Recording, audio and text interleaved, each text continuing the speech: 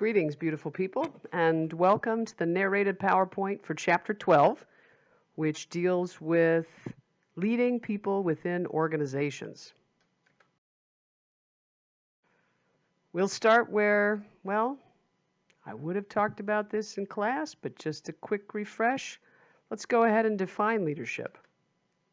It is both a process and a property.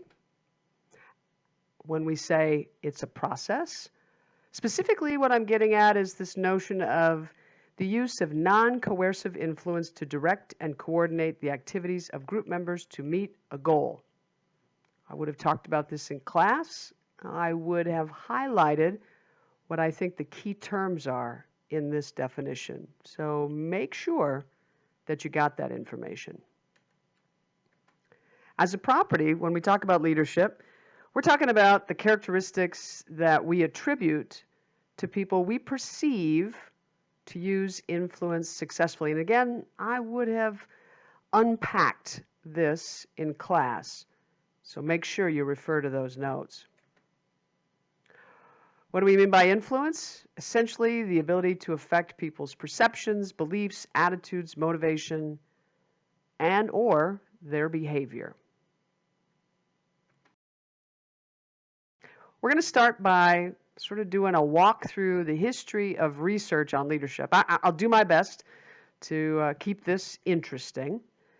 Before I dive into the trait approaches, it's important that you know that, in fact, prior to researchers considering the trait approach, and I'll explain what that is, the first way that researchers tried to understand leadership was by looking at famous people that many people considered to be leaders, and then trying to understand, well, who were these people? What were their characteristics? Unfortunately, there are a lot of issues with that historical approach, if you will, at least in terms of how we might turn around and use what we've learned to help ourselves be great leaders. Again, something I would have talked about in class. Well, let's go ahead and dive into this trait approach stuff.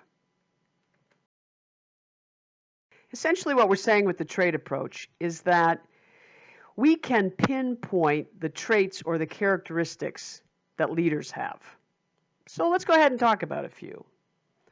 One of them is intelligence. And as it says here, people with a high general mental ability are more likely to be viewed as leaders. Now, notice that phrasing.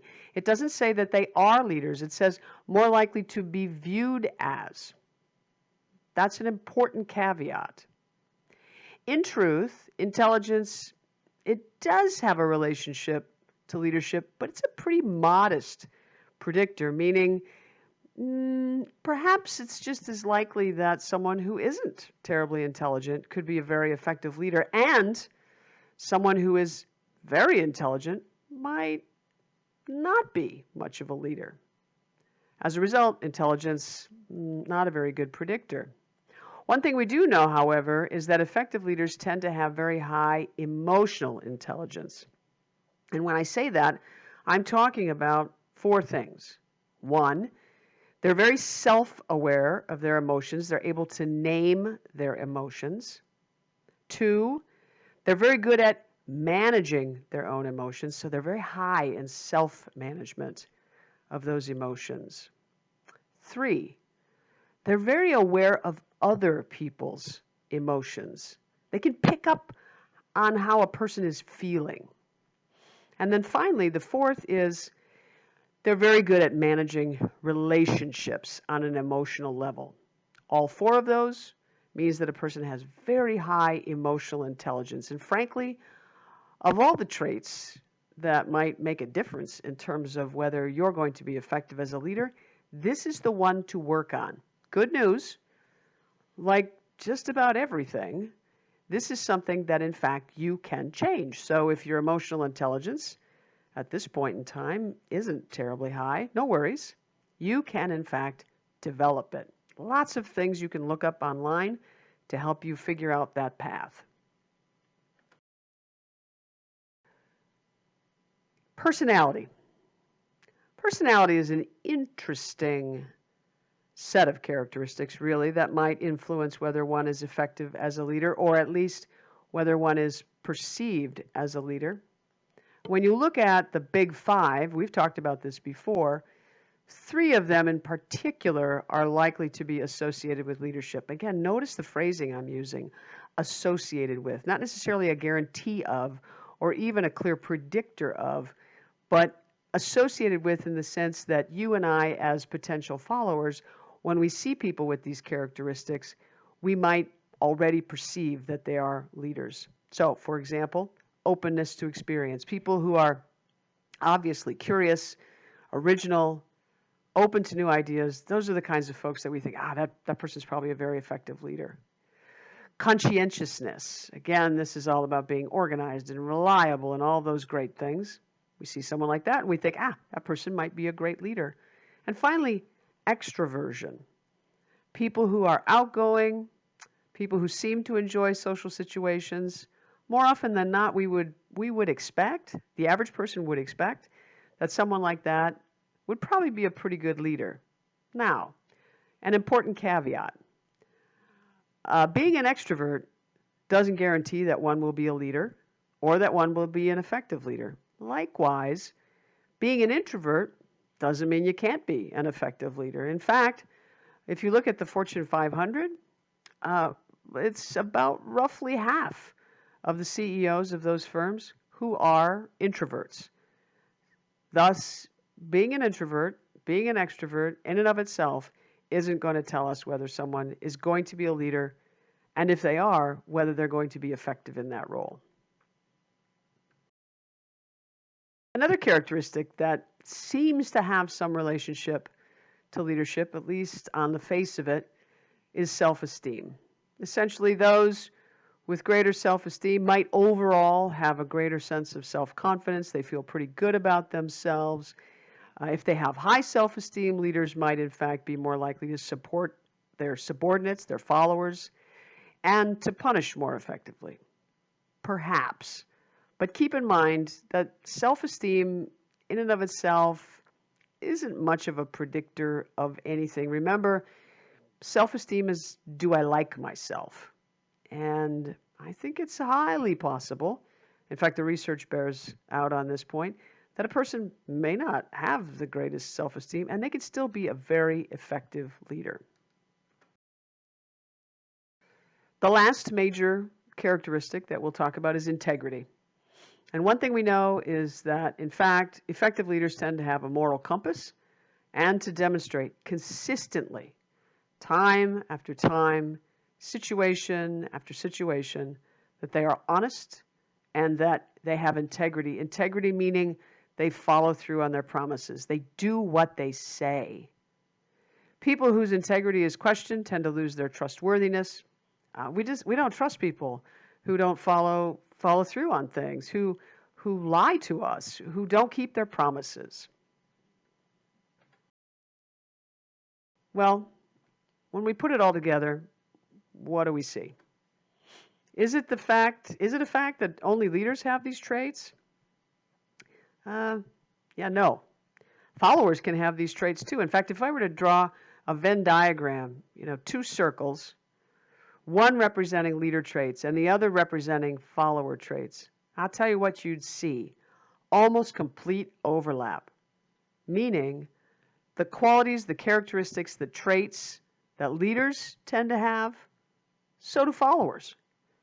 And what that means is, they don't really do a very good job of predicting who's more likely to be a leader or a follower. Is it in fact possible to have these traits and not be effective as a leader? Absolutely. And there's a really good reason for that. And I'm going to give you the heads up right now. The really good reason for that is that leadership, being an effective leader, isn't simply about oneself. It's also a function of one's followers, what they need, what they want, and also what you're trying to do, what the goal is. It's the three pieces together that make for effective leadership, not just who you might be as a leader. So the bottom line, in fact, there aren't any traits that reliably and Remember what that means. Consistently differentiate leaders from followers or effective from ineffective leaders. If traits aren't going to tell us, what makes for a good leader, how about people's behaviors? Instead of looking at who a person is, let's think about, well, what do they actually do? Lots of research done in the 1950s on this particular topic, and ultimately what all of the research results pointed to was this, that there are in fact two broad categories of leader behaviors. Some are more task-oriented. Another phrase that we use for that is initiating structure. And other behaviors are more relations-oriented or people-oriented. And another term we use there is consideration. With task-oriented behaviors, what we're talking about are directives. So telling people to do something, telling them how to do something, making sure that they know what, how, by when, with whom, so directives. Relations-oriented behaviors, all the things that a leader might do to demonstrate their concern, their care for their employees, their feelings, their human dignity, treating people with respect. Now, you might ask a reasonable question, is one of these more important than the other? Well, what the research suggests, in fact, is that both sets of behaviors are critical, that really effective leaders do both, that it's not enough to just be a really great task-oriented leader or a really great relations-oriented leader. Instead, you really need to be able to deliver on both counts. You've got to be able to care about getting the job done. That's the task-oriented stuff. And you have to care about your people. And those two things work together. Research suggests that when people exhibit more people-oriented behaviors, relations-oriented behaviors, they tend to have folks who are more satisfied, who react more positively to them, who are willing to do more, perhaps. Whereas leaders who are task-oriented tend to have higher productivity from their employees. And that makes sense, right? Because basically what they're doing is they're helping their followers understand what they need to do, how they need to do it, by when they need to do it, et cetera, et cetera. Again, remember what I said. You want to be an effective leader? You got to do both. You really can't just pick one or the other, which you might be inclined to do because, frankly, most of us tend to prefer one or the other of these. Well, if you want to be truly effective, you can't do that. You've got to work on both. The bottom line with respect to the behavioral stuff is that leaders need to engage in both task and relations-oriented behaviors, even though they may prefer one to the other, and most of us do. Most of us have a tendency to be more one than the other. Well, starting in the 1960s, a new approach was adopted by researchers. We're going to call this the contingency approach to leadership. And fundamentally, what we mean here is that leadership, whether one is effective as a leader, depends on different factors. And that's what we mean by contingency. When we say there's a contingency, we mean there's a factor that's going to influence whether, in this case, one's leadership is effective. So what we want to try and figure out essentially is, well, what are those factors? What are those things that if they're present or not present might make a difference in terms of whether we're effective? Three different theories that we're going to talk about. There are more, but we're just picking these three for the sake of our conversation, something to give you a taste of what these contingency theories are like. Situational leadership. And this is leadership theory that was first characterized by Blanchard and Hersey.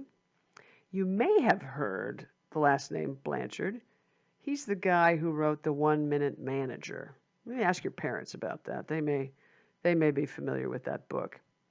It was very popular in the 90s because it essentially said that if a manager wanted to be really effective, what they needed to do was basically walk around and engage with their followers in these 1-minute exchanges, and that by doing that, they would know what their followers needed from them and they would be able to act accordingly.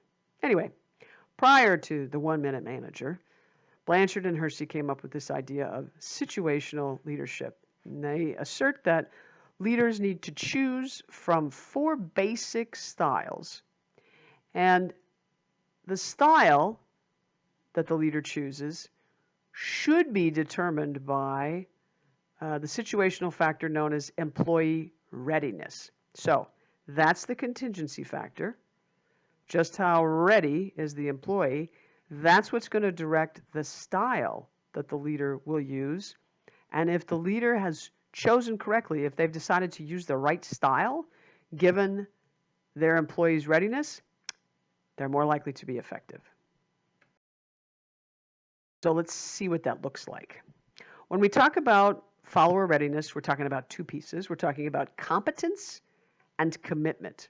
So how capable are they with respect to the task that they're being asked to do? And then how committed are they to doing a great job?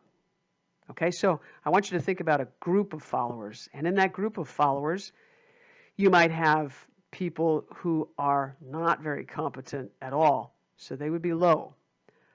Or people who are actually pretty high in terms of their competence. Now, competence isn't simply, it's not just about whether a person wants to be good at their job.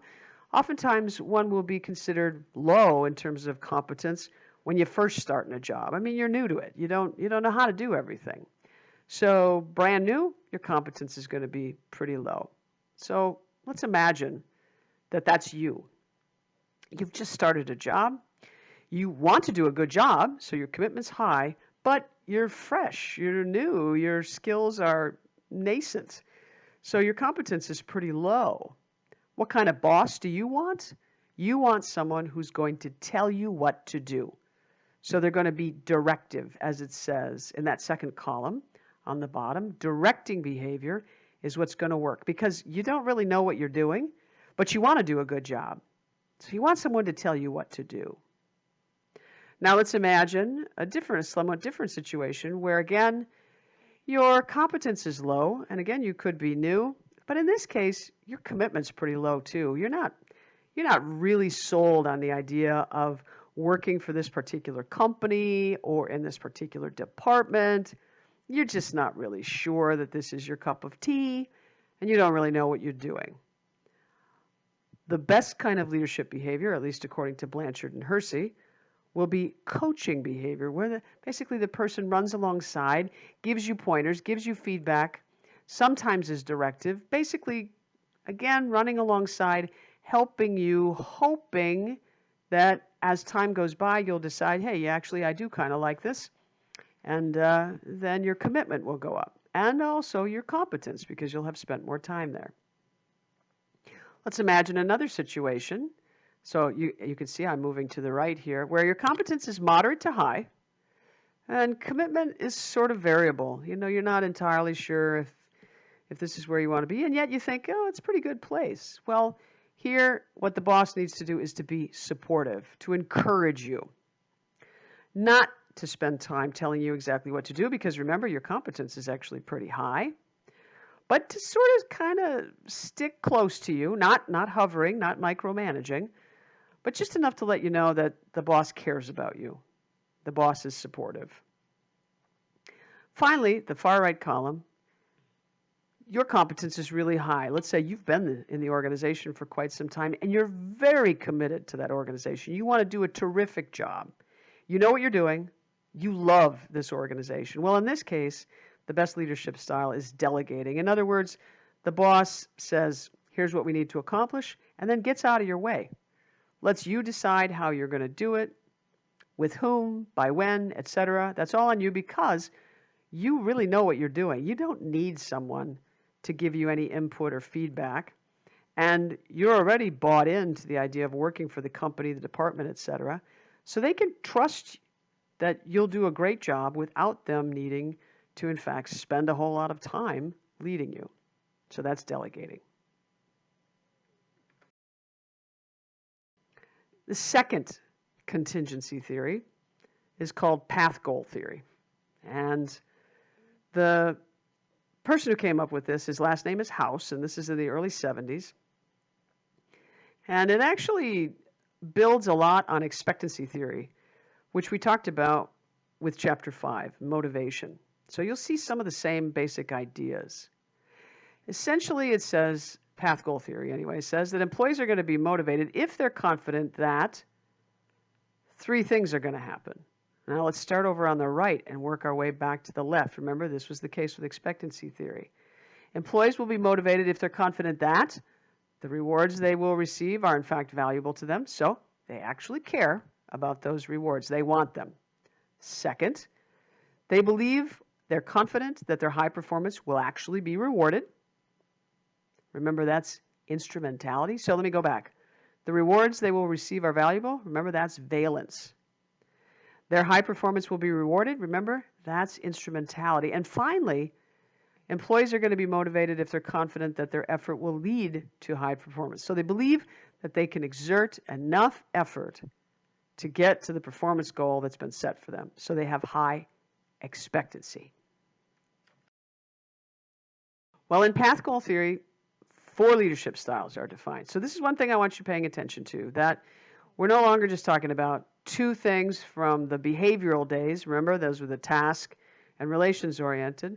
With situational leadership, we had 4 different kinds, and we have 4 different kinds with path goal theory. And you might be thinking to yourself, well, like, which one of these is right? Well, the truth is, they all offer us something. So basically, what I always tell people is you want all of these theories in your toolbox, if you will, so that depending on the situation in which you find yourself, you can sort of reach into that toolbox and pull out whatever tool, whatever theory, whatever model is the best fit for the situation. With path goal theory, 4 styles, again, 2 of which should look super familiar because we just talked about them with situational leadership, both directive and supportive. But now House introduces 2 other ones, participative and achievement-oriented. And these do not line up with the other 2 that were part of situational leadership. Let's look further at this. And the way I'm going to do this is describe a situation and then say which style makes the most sense. And as I'm talking about the style that makes the most sense, I'll provide some of the characteristics of that style. So, in situations where the employees have high role ambiguity, in other words, it's not entirely clear to them what it is they're supposed to be doing, what role they're playing, or when employees have low abilities, so their competence is low, to draw upon that term from situational leadership theory, or when they have an external locus of control. Remember what that means.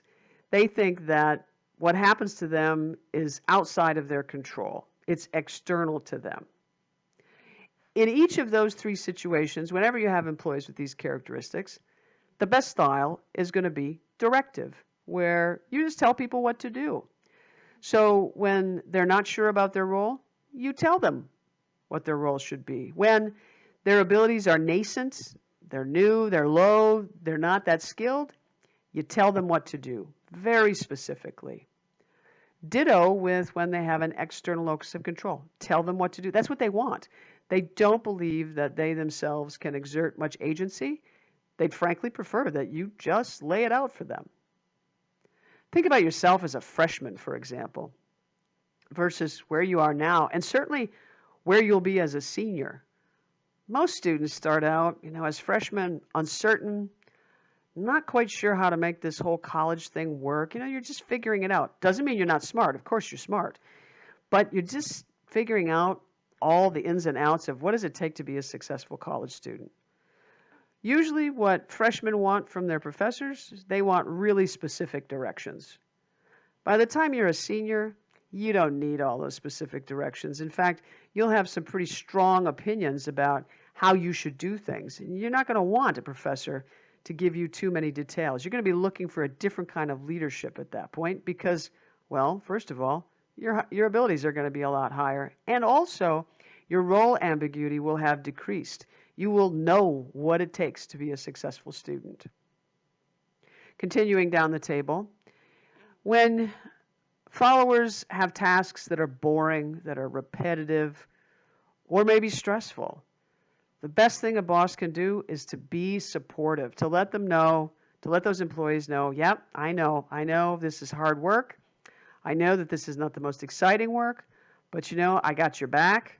I know that you can do a great job with this. I have a lot of faith in you. And you hear all those things I'm saying that suggest that the boss is in fact supportive. The next row is very different from the very first row. Remember where we talked about people wanting a directive style of leadership? Here, people want a participative style of leadership. And what that means, think of it as democratic, if you will, where the leader invites input from the followers, asks them how they want to do things, when they want to do things, with whom they want to do things. So the followers have a lot of say over what they're doing, maybe even complete say over what they're doing. For whom is that style going to be effective? Well, people who have high abilities, think about that. They know what they're doing. Of course they want to provide input into, let's say, a project that they've been assigned. They got a lot of good opinions to share. When the decision is really relevant to the employees, it's something that's going to have a material impact on them, well, you bet they want a participative leader. They want someone who's going to listen to them, who is going to follow through on their suggestions. And then finally, when employees have a high internal locus of control. And remember, again, what that means. People with a high internal locus of control believe that they control their own fate. They like to be in control.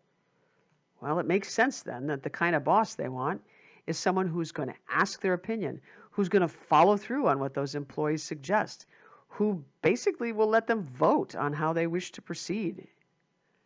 Again, that's the kind of boss a person with an internal locus of control is looking for.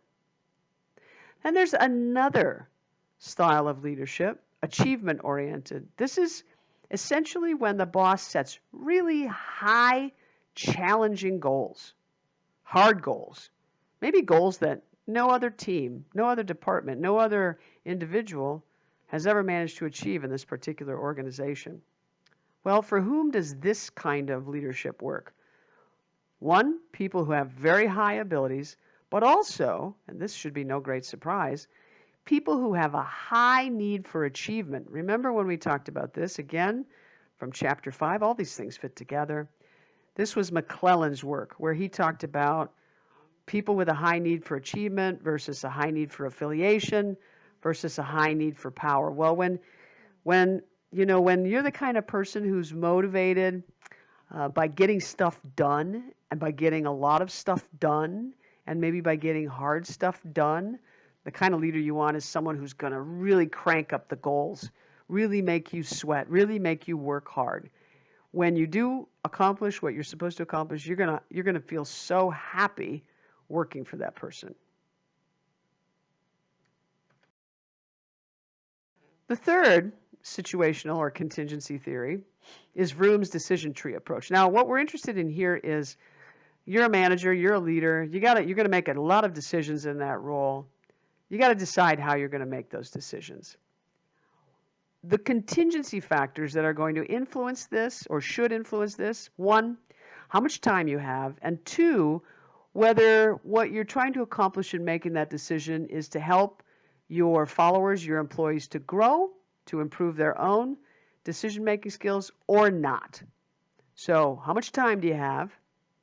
And are you trying to teach your employees basically how to make decisions, how to make better decisions? You got three choices essentially.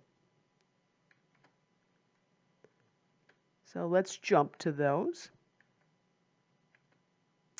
The first is autocratic, where you just go ahead and make decisions. You don't consult with anybody. You don't talk to any of your employees. You just decide for them. The second, you consult. Maybe individually, so you talk to your employees one by one, or you pull them all together. And what you do when you consult is you tell them about the decision that you need to make. You tell them about the information that you have. You ask for their opinion. But then you, as the manager, you make the decision. So whether it's autocratic or consulting, ultimately, you, the manager, you, the leader, are making the decision. The difference between those two is that with consulting, you talk with your people before you make the decision. The third option is to delegate or facilitate.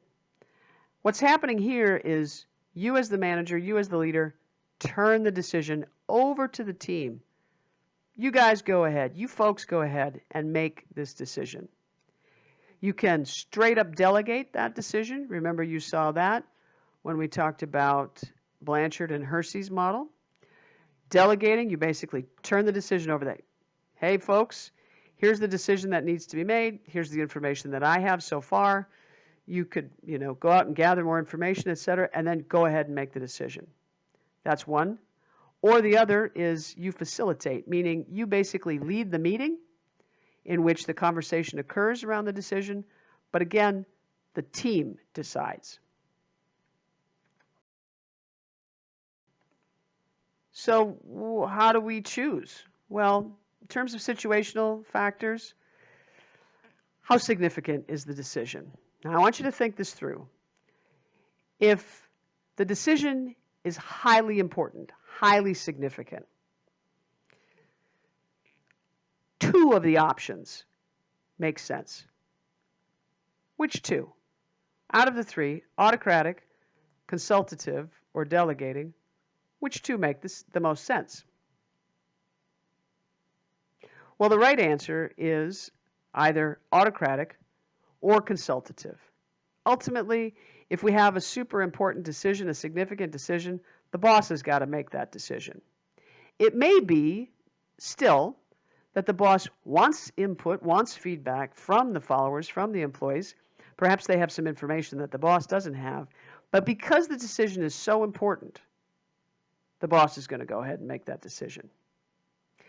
A second factor is the importance of employees' commitment. How important is it that people are on board with the ultimate decision? If that's critically important, well then, again, only two options make sense. Which two do you think they are? Well, the right answer is either consultative or delegate. So you can't be an autocrat if you want your people to buy in. They won't do it. They want to have at least some input. So either you'll need to consult or delegate. Leader expertise. Let's say you're the leader, you've got all the expertise. Well, in that case, it's going to make the most sense if what? If you either make the decision autocratically or consult. Remember, with either of those choices, you're still making the decision. So you can bring your expertise to bear on that problem.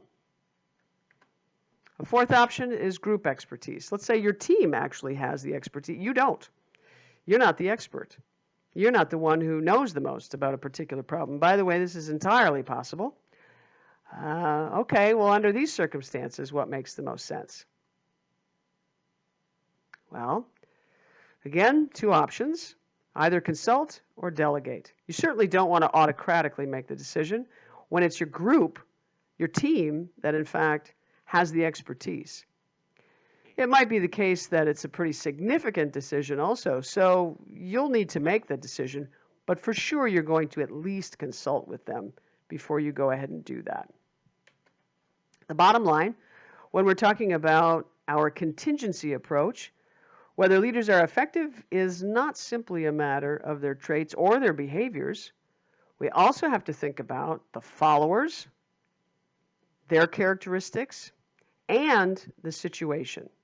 So again, it's all three. It's the leader, it's the follower, and it's the situation. What is it that we're trying to do? And what are the characteristics of that situation? For example, do we have a lot of time or not?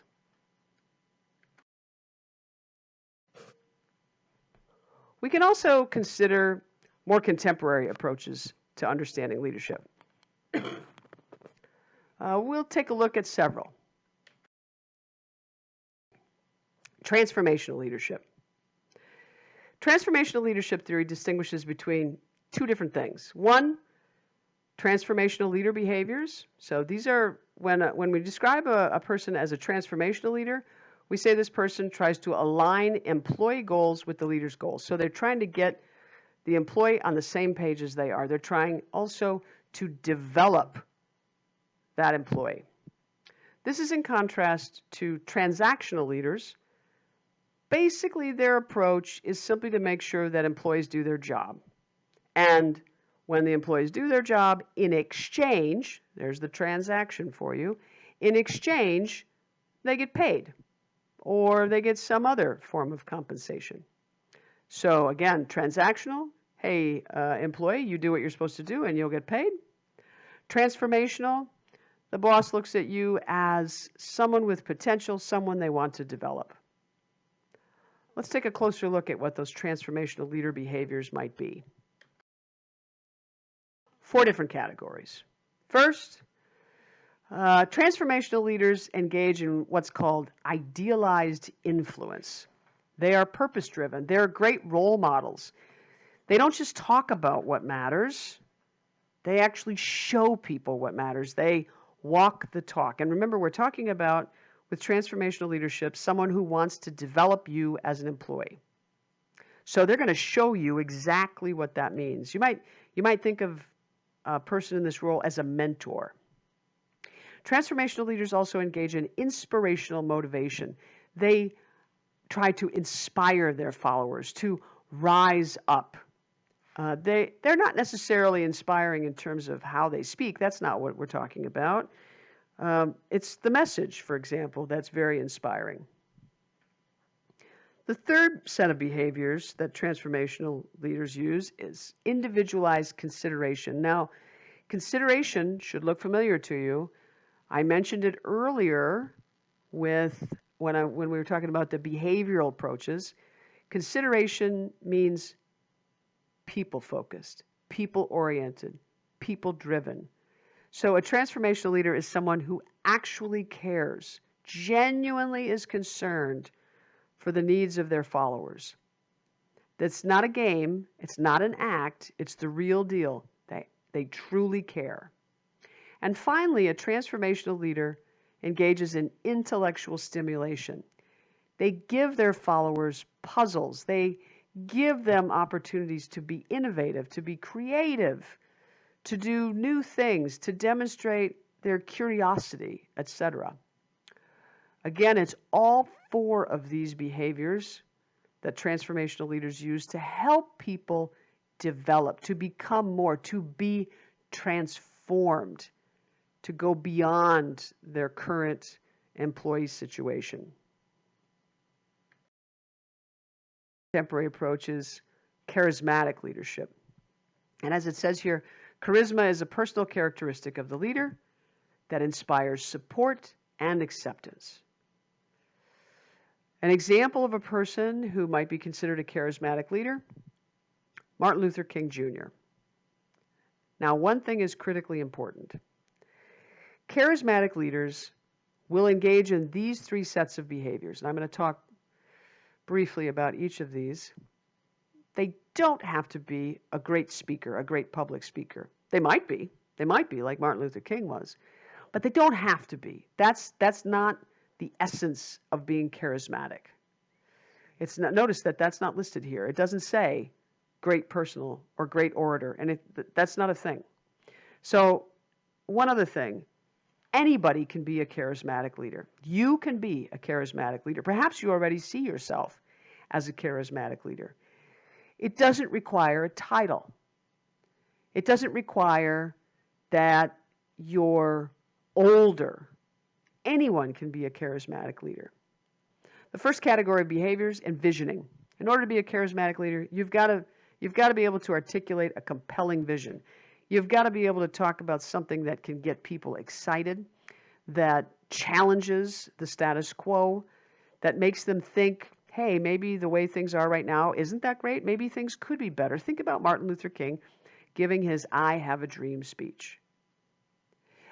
Within envisioning, also setting high expectations. And again, if you think about Martin Luther King and that I Have a Dream speech, and if you've never heard it, please go online.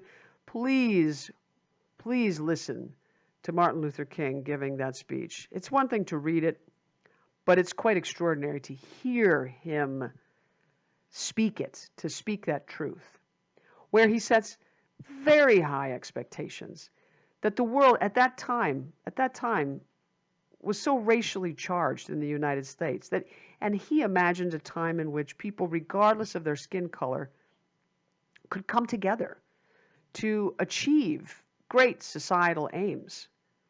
Something that prior to him talking about that, many people would have said, no way, this is not even remotely possible. And I would never argue that race relations in the United States have achieved some level of perfection. To the contrary, we have a lot of work to do. A lot of work to do. That tells you just how high those expectations of Martin Luther King's were. Finally, within this category, the person needs to model consistent behavior. So this is very similar back with transformational leadership, that very first category, talking about being purpose-driven, being a role model, walking the talk.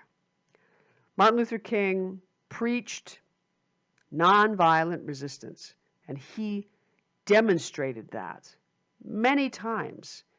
He was himself arrested for resisting, for protesting, but in a nonviolent fashion, absolutely refusing to do anything that could be construed as provoking the police or anyone else. He showed people how to do what he said they needed to do. The second category is energizing. This is where the leader demonstrates personal excitement. Honestly, folks, you ought to be able to demonstrate personal excitement easily for the things that you care about. I mean, if you don't care about it, why would anybody want to follow you? That would be my assertion. So it should be pretty simple to get excited. Also, a charismatic leader is able to express personal confidence. They have high self-efficacy around what they're doing. They know that they are capable of doing what needs to be done. Now, that doesn't mean that they don't ever have any doubts, but when they're interacting with other people, they essentially suggest that they don't have those doubts, or if they do have those doubts, that those doubts are perfectly manageable. And then finally, the charismatic leader in this category seeks, finds, and uses success to continue building, to continue doing whatever it is that charismatic leader is trying to do. That goes back to envisioning, that compelling vision.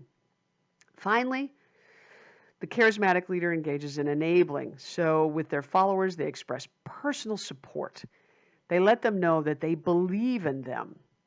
They also empathize. So they talk about how they can understand their feelings, and they truly do. This is not, again, we're not talking about just telling people something. Empathizing is authentically understanding how other people feel and responding accordingly. And then finally, expressing confidence in people, believing that, in fact, they will be able to achieve that compelling vision, that they'll be able to meet those very high expectations. That's what a charismatic leader does. You absolutely can be a charismatic leader. Theory, another more contemporary theory, talks about servant leadership. The person you might think of for this, to help you imagine this kind of leadership, is Jesus Christ. The servant leader is someone who basically deals with others' needs. The primary mission of this person is to develop other people, to help them reach their goals. To this end, servant leaders put their employees first. They work really hard to try and understand, well, what do those folks need and what do they want? And how can the leader help them to get those things?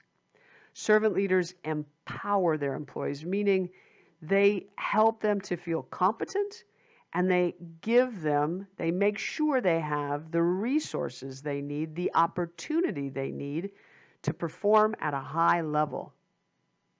Notice what's happening here. When I talk about servant leaders, essentially I'm saying that person is helping with the person's motivation, with their ability, and with opportunity. And then the last piece here, helping people develop in their careers. Very much like transformational leaders, helping people figure out what the next step should be for them. Again, you could think about someone who perhaps for you has been a mentor, or someone that you could imagine being a mentor. The servant leader isn't brought low by their willingness to serve others. Rather, they're elevated by this. Another leadership theory, more contemporary leadership theory, is authentic leadership. Essentially here, when one is authentic, one stays true to one's values. It's not about trying to fit in to society's expectations, but rather authentic leaders derive their strengths from their own past experiences. They know who they are. They are self-aware. They are introspective. They are reflective. And they're not afraid to act the way they are. They're not afraid to live by their principles. They don't feel the need to fit in with others. Those of you who are familiar with the stories of Jesus, again, drawing from the New Testament, it would be very easy to describe Jesus Christ as an authentic leader, a person who lived a principled life, who was not afraid to call people out when they misbehaved. But notice also, if you're familiar with those stories from the New Testament, and if you're not, no worries. I can tell you what I'm trying to get at here very simply. Basically, Jesus Christ didn't allow for hypocrisy. Again, such a principled person that when he ran into people who tried to project that they were these incredibly holy people, but in fact their behavior suggested otherwise, he called them out. And people that much of society had dismissed, poor people, for example, people who were ill, people who were prostitutes, people that, as I said, were essentially shunned by society, but who were just trying to get by in their lives, he embraced those people because he said they were actually living a holy life. So again, a person is authentic when they're not afraid to be who they are, and others are able to follow them as a result. Now, not everything with leaders is good, right? I mean, there is this whole notion of abusive leadership. Here we're talking about sustained displays of hostile verbal and nonverbal behaviors. And I want to take you back to the idea that why a lot of people leave their jobs, why they quit, has everything to do with their bosses. For any number of reasons, bosses can be quite terrible. Often because they're insecure themselves, they feel powerless themselves. They feel as though, maybe they've suffered, therefore everyone should suffer. They don't know any better. They don't know how to make life better for their employees. They think that if they treat their employees well, then those employees will take advantage, for example. There are any number of possible explanations for why bosses might be abusive. I'm sure you recognize some of these behaviors that are listed here, maybe where they give employees the silent treatment. They constantly harp on them about their past mistakes. They break promises, so they're not people of integrity. They're rude. They lie to employees. A key thing here is that that kind of leadership can be contagious. And pretty soon you have a poisoned environment, one that isn't healthy for anyone. Notably, these people tend to be incredibly unhappy themselves. And by behaving in this fashion, they make the people around them unhappy, to the point where we shouldn't be surprised to see lower productivity, lower satisfaction, higher turnover, higher absenteeism, higher deviant behavior, and lower citizenship behavior. Abusive leadership which unfortunately can be present at any level of the organization, leads to all kinds of negative outcomes. Something that's relatively new in the leadership pantheon is this notion of leader humility. Again, emerging as a behavioral style of effective leaders. You could see how this might relate to servant leadership and also authentic leadership. Basically, we're talking about a leader's ability to view their own shortcomings accurately. We all make mistakes. None of us is great at everything. We need to know when we're not so good at something and what we're not so good at. Humble leaders appreciate others' strengths. They're not threatened by those strengths. They appreciate people who can, in fact, complement them, who can make their own way forward more straightforward. And of course, they're open to feedback. They want to learn, they want to get better. We can all get better. Again, none of us is perfect. We're all flawed human beings. We all make mistakes. It's helpful to us to get feedback from other people. Humble leaders, the research suggests, tend to allocate tasks more effectively because, again, they're good at identifying other people's strengths and supporting and celebrating those. And employees have a tendency to imitate humble leaders. So it's a win-win for everybody. Well, it's a win-win-win. A win for the leader, a win for the employees, and a win for the organization. A final topic, actually the penultimate, the second to last topic, women in leadership. So we're at a time in history where we're seeing more women stepping into leadership roles. I would say that we still have a long way to go. There are a lot of issues still within formal organizations with respect to women in leadership roles. And it's very interesting. Essentially, we know that women, from the research and from real life, we know that women can be highly effective leaders. We also know that circumstances often interfere with women's effectiveness as leaders, perhaps because of the organization's culture, perhaps because of other people in the organization, both male and female, who are threatened by women and their potential for leadership. So the stats, women make up slightly more than half the U.S. population. At this point, they earn about 60% of all college degrees. They represent almost half of the workforce, and yet, they hold only 5% of the CEO positions of the Fortune 1000 companies. Now, there was a time when faced with statistics like this, people would say things like, well, we just need more time to go by, and then women will slowly climb the ladder, and then we'll see more of them at the top. Well, the reality is, if it were simply a matter of we need more women in the workforce, starting out in leadership positions and then making their way up to the top, well, we would have had more parity, more equality in the percentage of folks in the C-suite of the Fortune 1000 who are women at like 25 years ago, maybe even 30 years ago. Frankly, there are clearly other factors at play. It's not simply that there haven't been enough women in the workforce or that there haven't been enough women interested in these leadership positions. We know that lots has changed in terms of women occupying caretaker roles and men occupying caretaker roles. When we talk about children in the home, we know that more men are more willing to occupy those roles, that there's more equal sharing in households. So what's going on? Well, again, organizational cultures often work against women. Also, we can't dismiss the reality of sexual harassment and abuse within organizations. And the reality is that while some of that is directed at men, the vast majority of sexual harassment in organizations is directed at women.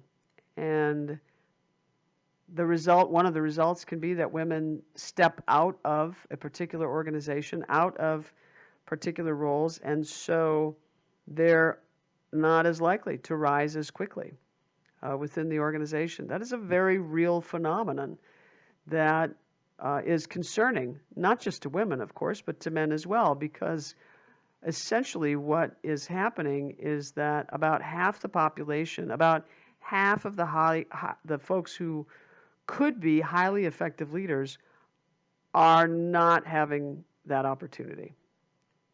They do not have the same opportunity to fill those roles, and that is a negative, not only for those individual people, but also for the teams that could have had them as leaders and for the organizations that could have had them as leaders.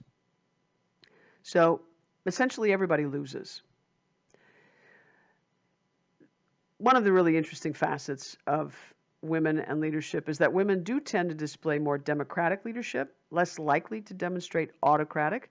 So democratic, they're more likely to consult with or to delegate, to engage their followers than men might be. They also tend to display higher levels of transformational leadership styles.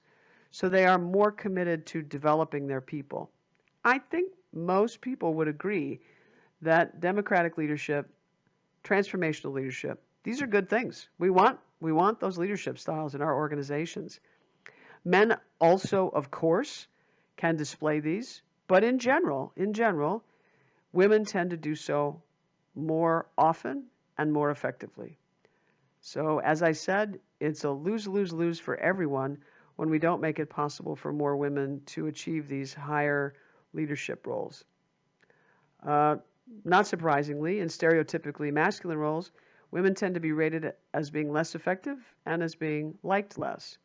Even in the college classroom, male professors, holding everything else constant, the subject that's being studied, how the exams are administered, etc., I could go on and on, men are more likely to receive more favorable ratings from students than women because, frankly, most of us continue to harbor the stereotype that men are more effective in a leadership role than women. We use words to describe women who are assertive, that are at minimum unkind. For example, the good old B word, we call women bitches when they don't behave in ways that we prefer. The same behavior exhibited by a male is considered effective. It's quite fascinating. Lots for you to think about when it comes to leadership. This chapter is a very rich chapter. Of the 3 chapters that will be addressed in your second exam, this is the one that I would say has the most meat to it. It is the most challenging. There are lots of theories that you'll want to make sure you understand. My strong counsel is that you not only review the notes, maybe listen to this PowerPoint more than once if you need to. Sorry about that if you are driven crazy by my voice, but also make sure that you are reading that text very carefully and taking notes. You will only benefit from a full understanding of what it takes to be an effective leader. This slide includes a link to a YouTube video, which I'm not going to show in this narrated PowerPoint, but rather I will leave it to you to go ahead and find it on YouTube. Just either type in what you see here, or you should be able to even click on the link in the lecture outline and watch it. It's a very short video with a powerful point. And I want you to have watched that video and to have taken notes on that video, and you won't have any problem figuring out what the main point of the video is. It's articulated by the narrator of the video. Make sure you take notes on what that narrator says. All right, well, you made it all the way through. That is it for the narrated PowerPoint for Chapter 12. I hope that it all made sense, and certainly if there's anything that was confusing, that you're not sure about, don't hesitate to follow up with me, and I'll make sure it all is clear. Thanks.